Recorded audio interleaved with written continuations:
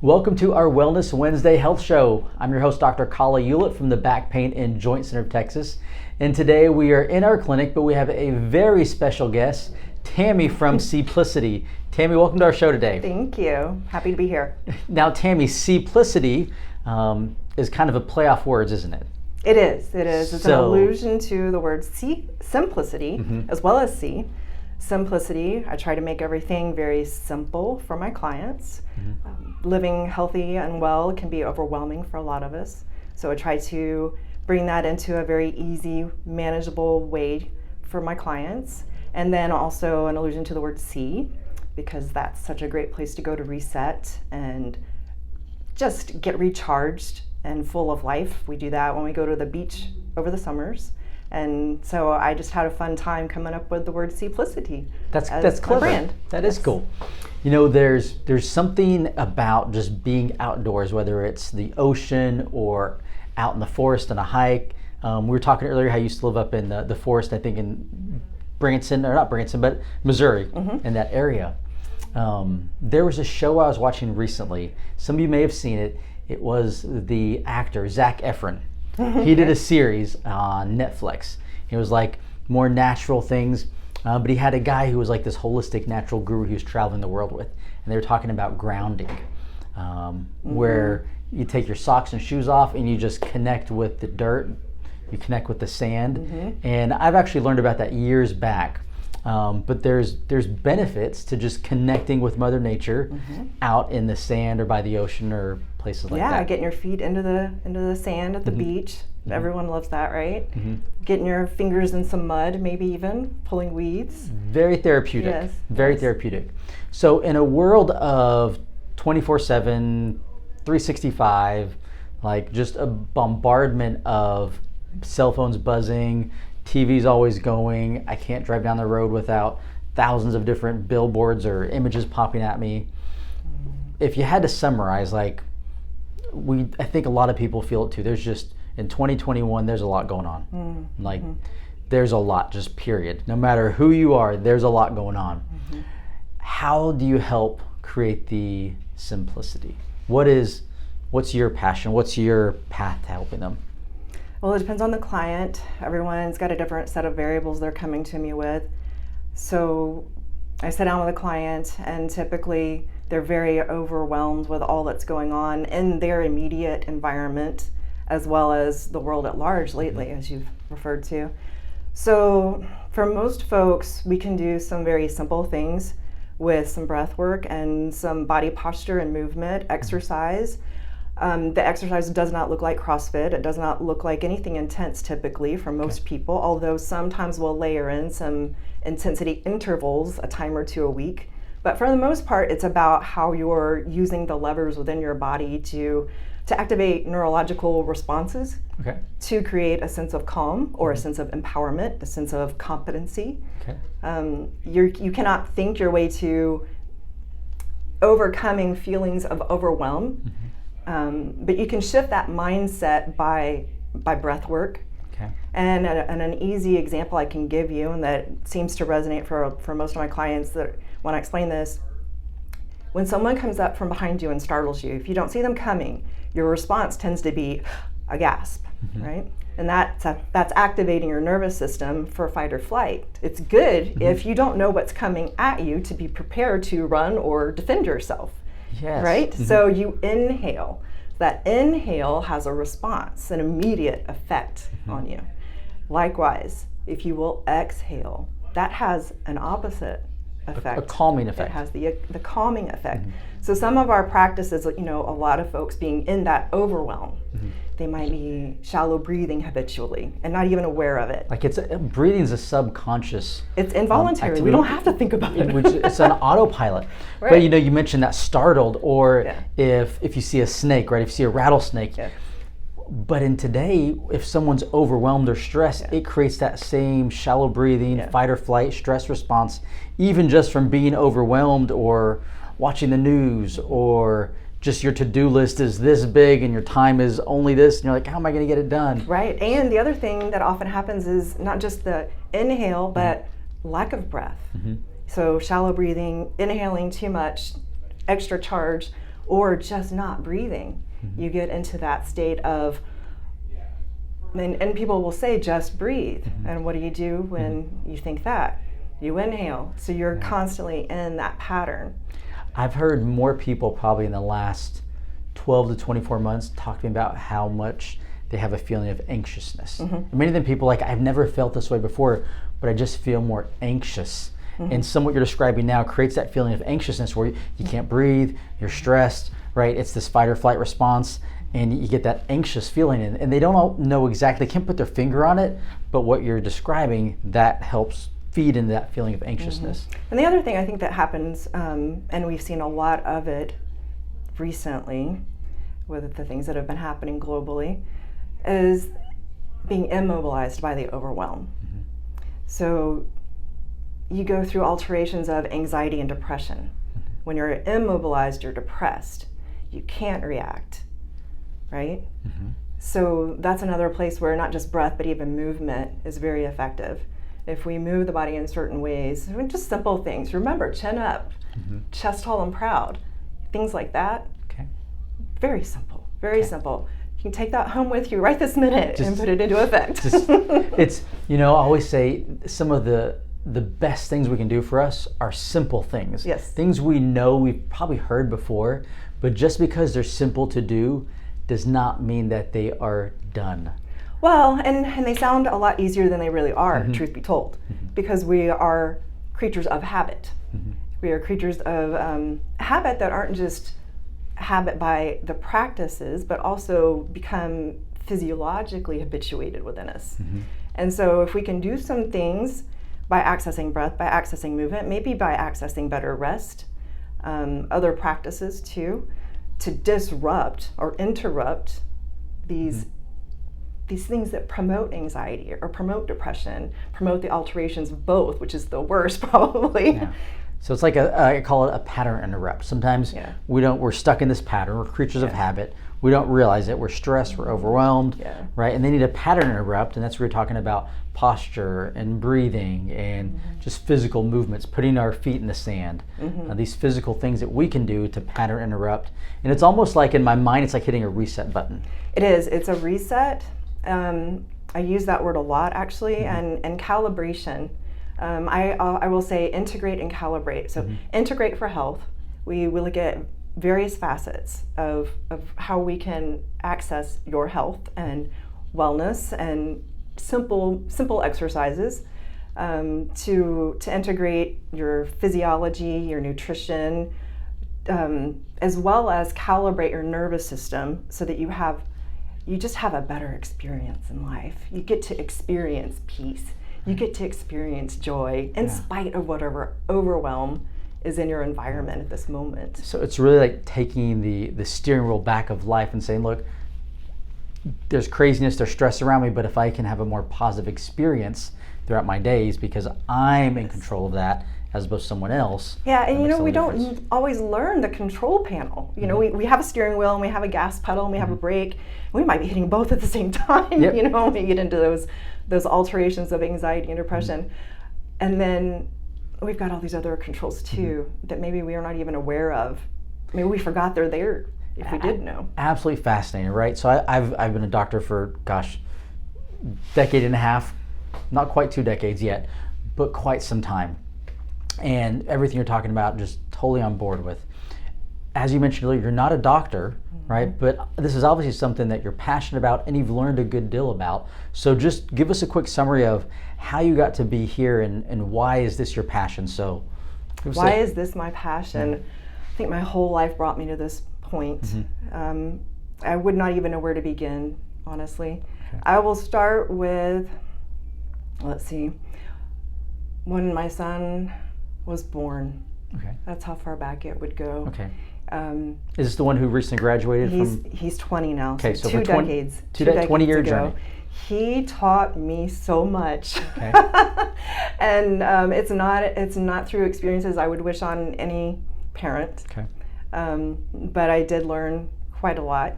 Okay. In his early years, and throughout all his years, really.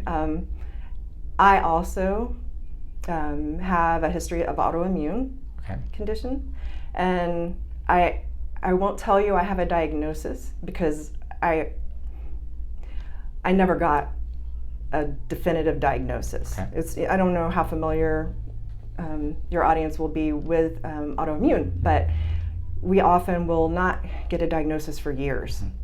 And we endure various unpredictable health issues. So this is very much a personal journey that you've been on. Yeah, witnessed firsthand, experienced firsthand, and seen many others struggle through. So I had to learn that although I am not a doctor, I am the authority of my own self. I love that. Authority of my own self. Yeah.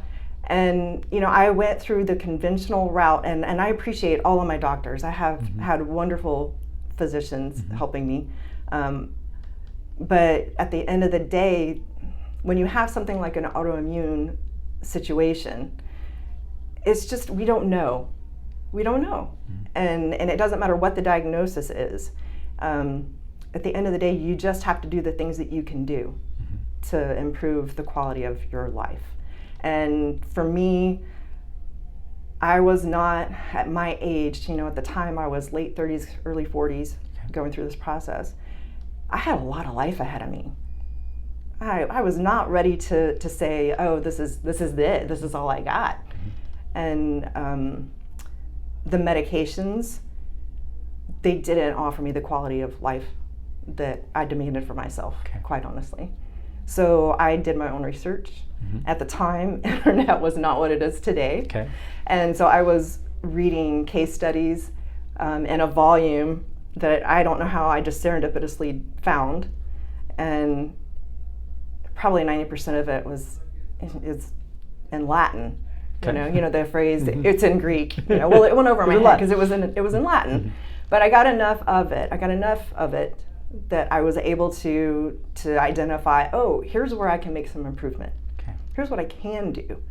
Enough of this I can't do. So focus on what you can do, right? Because there's enough of don't do this, can't do this. So as you focused on those things that you can do, right, were you able to help with some of the symptoms, the autoimmune symptoms? And it was amazing. So let's fast forward. So we're in 2021, right? So let's fast forward today. Are you still on any medications for autoimmune? No. Off all medications, right? How's your quality of life right now? Fantastic. Okay. Yeah. I run. I do pretty much anything I want to do. I hike. Any activity that I could have done when I was 20, I'm out pacing what I did back then. I ask you that because you're not like that journey. I know is one that there's going to be multiple people watching this or listening to it. They'd be like, "That's my story," but they may be stuck where you were 10 years ago. And that's a passion of mine. Let me help those who are there, perhaps, because I endured years, I think, needlessly. And there's some suffering that we just can't avoid. This is part of life. There's a lot of suffering that is not necessary.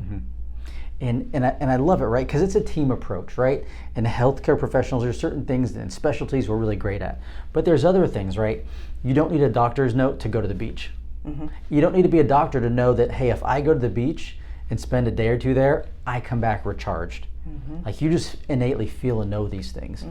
And so let's talk about some of the things that you've put together and that you work with your clients. You mentioned posture and breathing, nutrition as well. Is that some things that you help them with?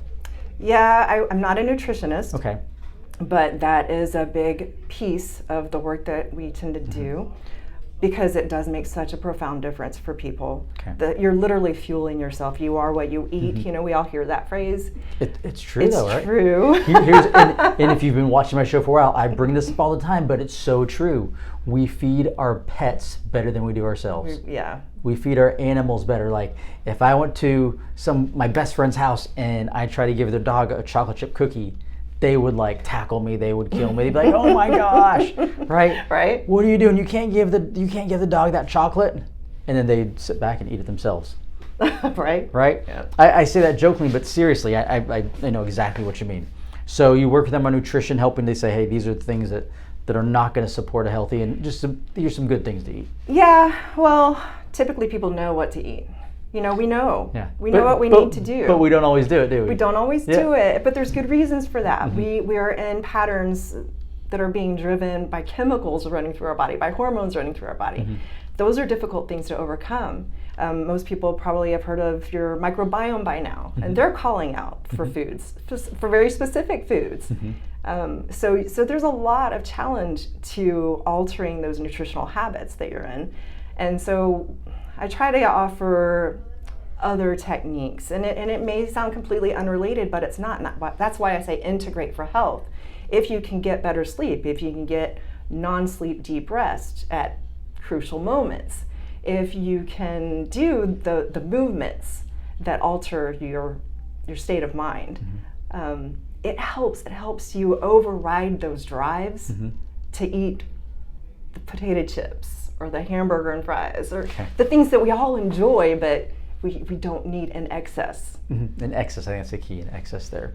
So, and in working with people, when's the best time, right? If someone's watching this, they're like, okay, I'm stressed, I'm overwhelmed, and maybe some people realize it, some may not. But I think it's impossible to live in 2021 without either yourself or having someone close to you that you know is feeling the stress, the anxiety, and it's actually impacting their life in a negative way. So if someone's watching this and they're thinking, hey, I resonate with what you're saying, Tammie, and they want to connect with you to learn more about specifically what you do, what's the best way for them to connect with you? I have a website. There's not a lot on it right now, but there is a website. There's a contact page on the website that's active. Tammie, Tammie, at Seaplicity, Seaplicity.com. Okay, perfect. We'll put a link. That way, if someone's listening to this when they're driving, just click the link when you get back home and it'll take you right there. Okay. Very, very cool.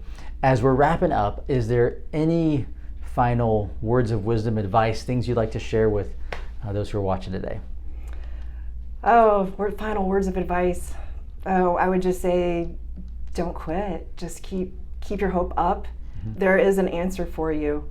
You may not feel like it, but there is. There's a way out of whatever that circumstance is that seems overwhelming and impossible right now. There's a way through. I love that, just that spirit of overcoming, of determination, of persistence. And I forgot the phrase you mentioned, like authority over your health, of taking that ownership.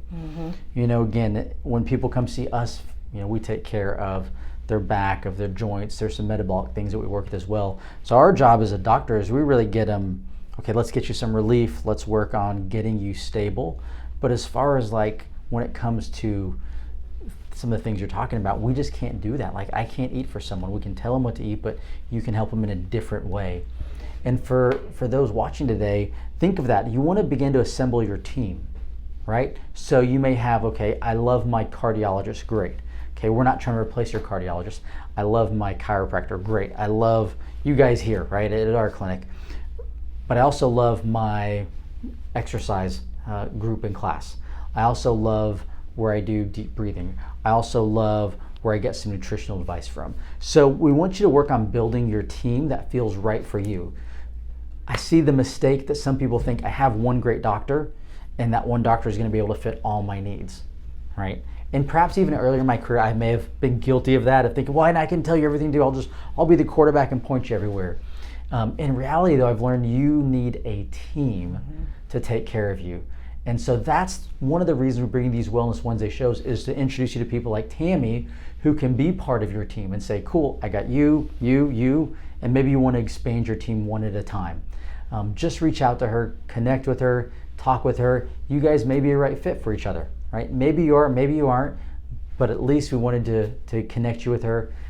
Email, phone call, right? Either way, they can connect with you. That's right. Love it, love it. Happy to help. If you're watching this and you're thinking, gosh, maybe you're not ready, but you know someone who has that overwhelm, that stress, or maybe as Tammie was sharing her personal experience, you're like, oh my gosh, that sounds just like my friend. Please forward this to them. We have a mission and a passion here to help as many people live just phenomenal, healthy, amazing lives without medication, without surgery. So please help us in getting the word out and helping our community be healthy. Tammie, thank you for your time today. Thank you. We wish you guys the best in health and wellness, and we will see you next week.